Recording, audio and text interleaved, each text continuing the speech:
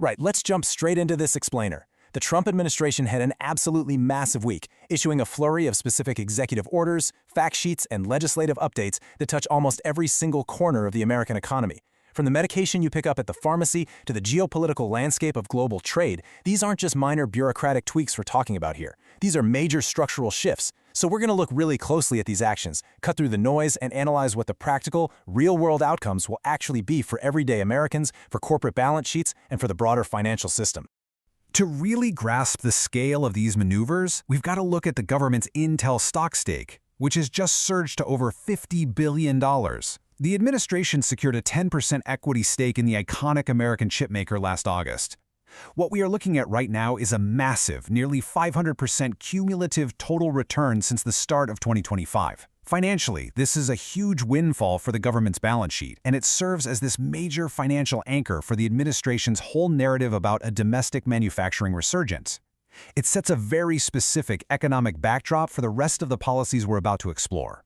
Because there is so much to cover, we've structured this explainer into 4 key pillars: healthcare and society, deregulation in the economy, the financial system, and global trade. Let's get into it.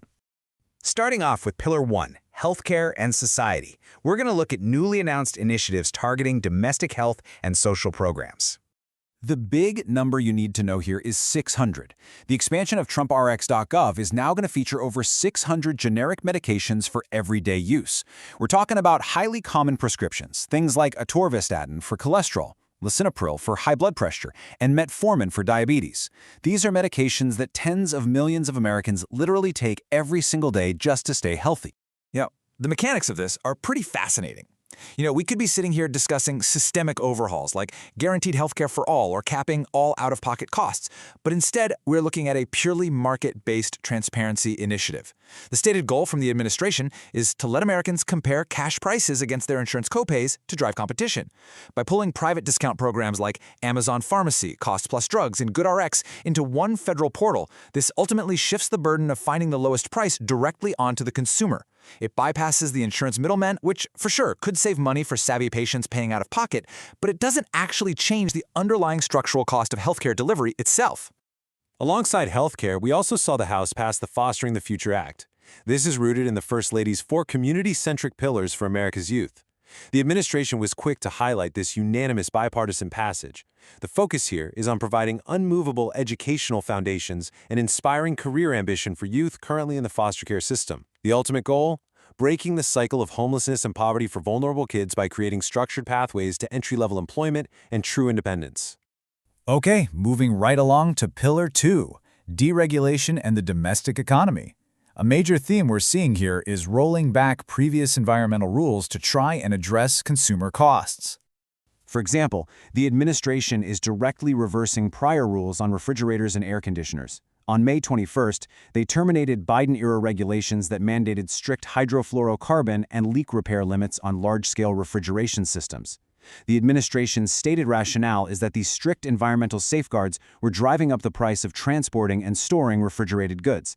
In practice, this is a very direct trade-off. They are rolling back environmental protections and emissions reductions specifically to lower the operating and maintenance costs for supermarkets, transport companies, and semiconductor manufacturers.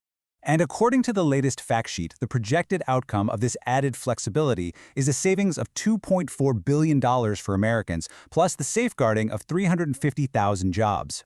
But we really need to look at the core economic reality of this. That $2.4 billion represents a reduction in corporate compliance and equipment costs. So the real question is, do everyday Americans actually see those savings? Well, that depends entirely on whether grocery stores and transport companies choose to pass those lowered operating costs down to you at the checkout aisle, or if they just absorb them into their own operating margins to benefit the players at the top. On the domestic front, the administration is also heavily emphasizing infrastructure and beautification ahead of the 250th anniversary coming up in 2026. Framing the initiative under the banner, "Decline is a Choice," a ton of resources are currently being funneled into classical restoration and urban landscaping. This basically positions aesthetic infrastructure as a core component of both national pride and economic revitalization in the capital. All right, Pillar 3, the financial system and immigration. We're going to examine a highly specific May 19th executive order that directly intertwines financial regulation with immigration status.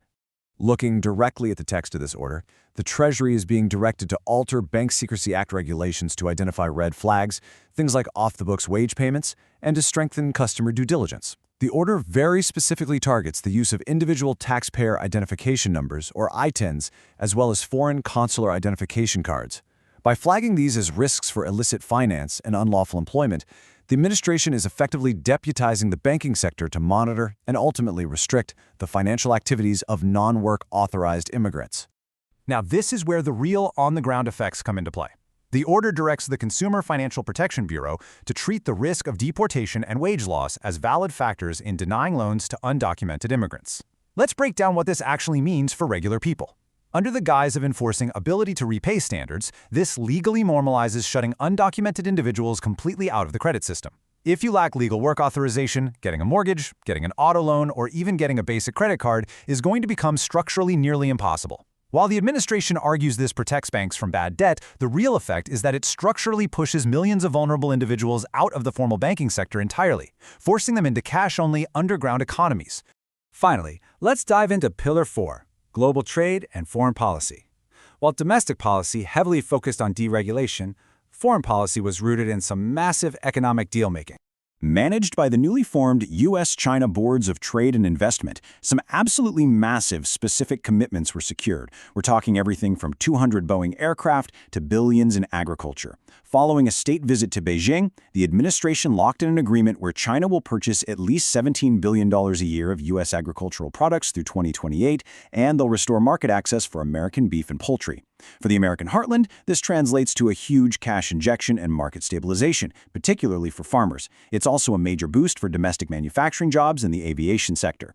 On top of that, securing commitments on rare earth minerals directly impacts the American tech and semiconductor industries, essentially ensuring that supply chains don't get interrupted. To round out the week, the administration also formalized several incredibly strict foreign policy and defense stances right alongside these economic treaties. Let's look at how this builds on their broader geopolitical strategy. While extending an economic olive branch to China on trade, the U.S. simultaneously secured shared commitments regarding the denuclearization of North Korea and making sure the Strait of Hormuz stays open. Conversely, the administration took a much harder line closer to home, imposing powerful new sanctions on Cuba's military and intelligence apparatus, which effectively severs financial lifelines to the Cuban regime. So as we wrap up this explainer, we are looking at an administration pulling some very powerful levers. They are relying on consumer transparency instead of systemic reform for drug prices. They're rolling back environmental rules to cut corporate costs, aggressively restricting credit access for undocumented immigrants, and using massive trade leverage to inject capital into American agriculture and manufacturing. The true test of all this, whether the intended benefits of these incredibly sweeping actions actually reach the pockets of regular Americans, or if they just rewrite the rules for the people already at the top. Keep questioning the policies shaping your future. We'll catch you on the next one.